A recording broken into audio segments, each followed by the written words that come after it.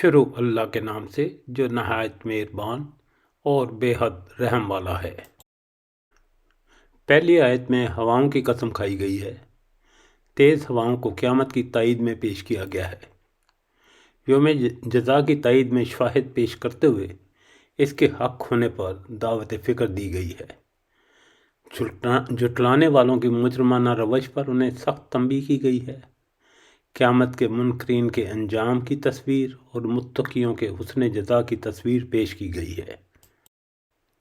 قسم ہے ان ہواؤں کی جو پے در پہ بھیجی جاتی ہیں، پھر طوفانی رفتار سے چلتی ہیں اور بادلوں کو اٹھا کر پھیلاتی ہیں، پھر ان کو پھاڑ کر جدا کرتی ہیں، پھر دلوں میں خدا کی یاد ڈالتی ہیں، عذر کے طور پر یا ڈراوے کے طور پر۔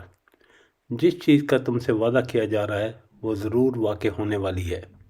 پھر جب ستارے ماند پڑ جائیں گے اور آسمان پھاڑ دیا جائے گا، پہاڑ درست ڈالے جائیں گے اور رسولوں کی حاضری کا وقت آ پہنچے گا، اس روز وہ چیز واقع ہو جائے گی۔ کس روز کے لیے یہ کام اٹھا رکھا ہے؟ فیصلے کے روز کے لیے۔ اور تمہیں کیا خبر کہ وہ فیصلے کا دن کیا ہے؟ تباہی ہے اس دن جھٹلانے والوں کے لیے۔ کیا ہم نے اگلوں کو ہلاک نہیں کیا؟ پھر انہی کے پیچھے ہم بعد والوں کو چلتا کریں گے۔ مجرم کے ساتھ ہم یہی کچھ کیا کرتے ہیں۔ تباہی ہے اس دن جھٹلانے والوں کے لیے۔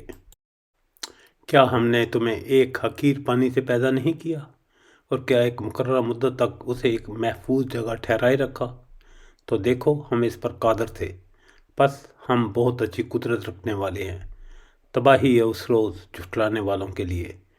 کیا ہم نے زمین کو سمیٹ کر رکھنے والی نہیں بنایا، زندوں کے لیے بھی اور مردوں کے لیے بھی، اور اس میں بلند و بالا پہاڑ جمائے اور تمہیں میٹھا پانی پلایا۔